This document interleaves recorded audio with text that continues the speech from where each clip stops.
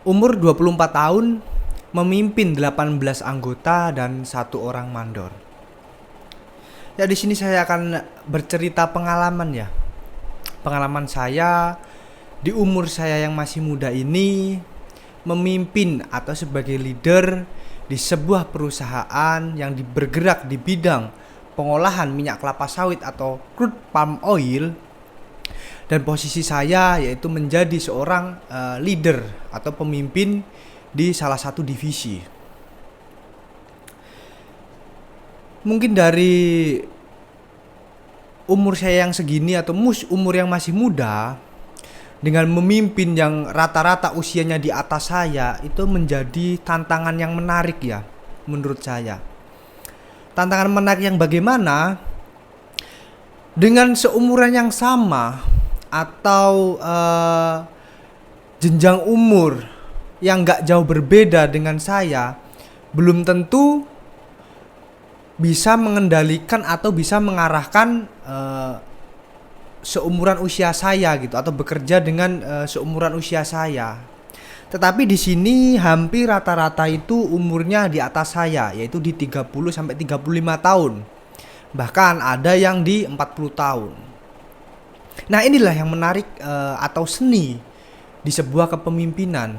Dengan umur yang 24 tahun, kita harus memberikan contoh, memberikan edukasi, memberikan pengetahuan dengan atau di umur bawahan kita yang lebih tinggi atau lebih senior lah kita bilang.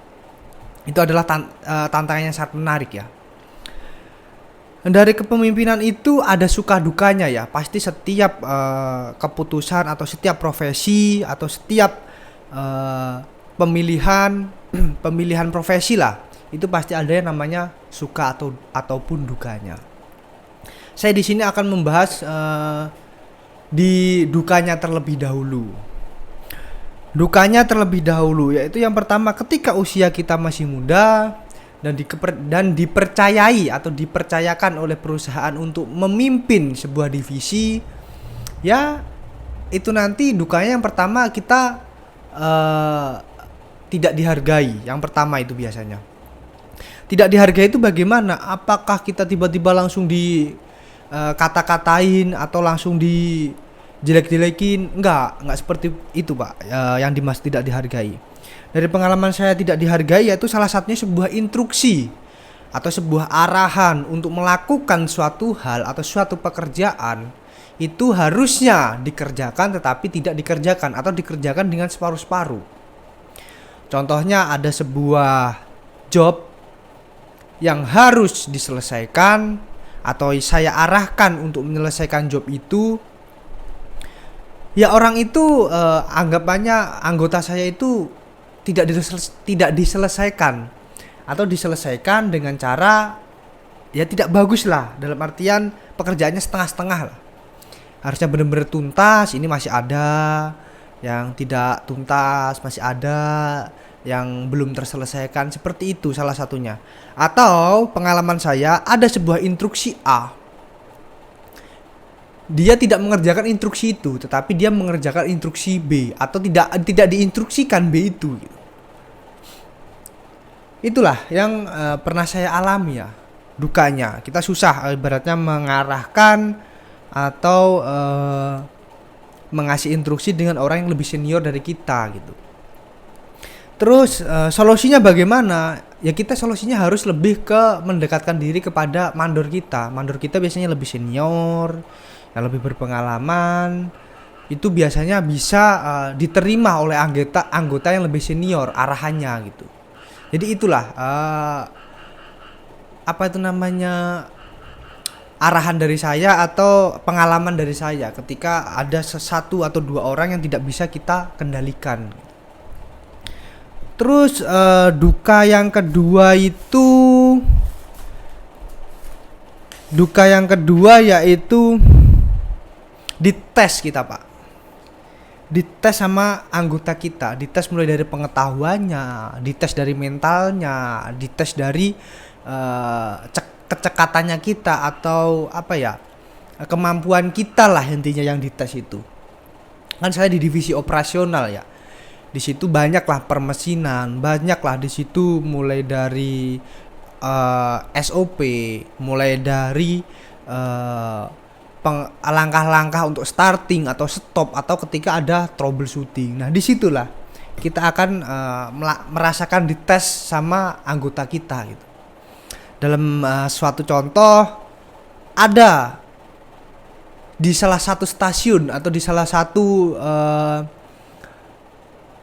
alat itu terjadi trouble atau terjadi masalah. Sebenarnya operator senior kita itu sudah biasa melakukan atau terjadi permasalahan seperti itu.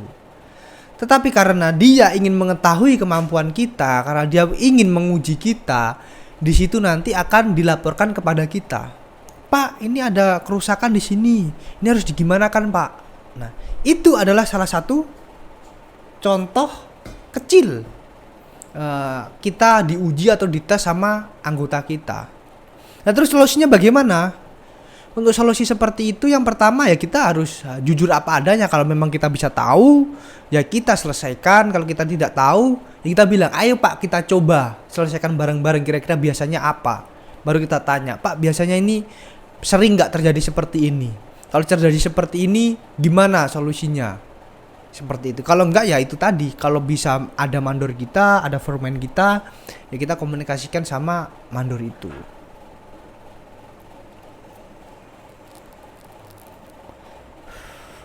Terus yang terakhir yaitu duka yang terakhir yaitu disepelekan ya.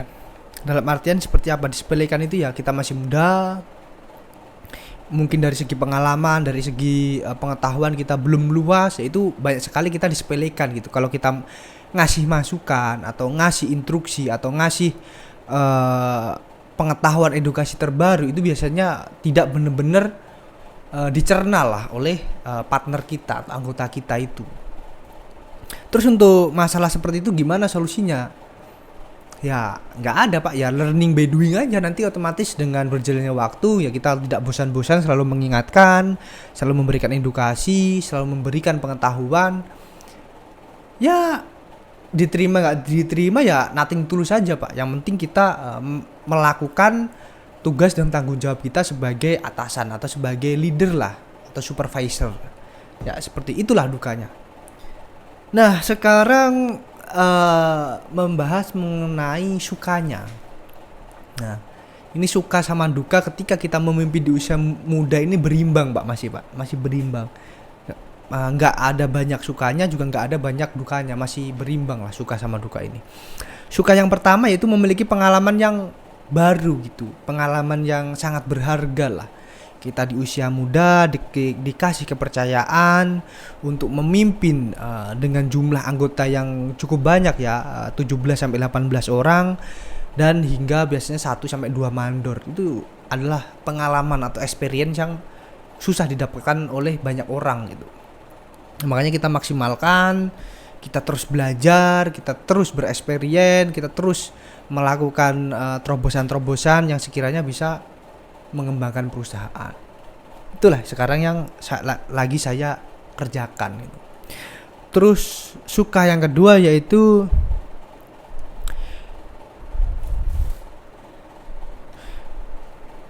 bisa memberikan kebanggaan ya, bisa memberikan kebanggaan terhadap keluarga atau yang terutama khususnya orang tua gitu.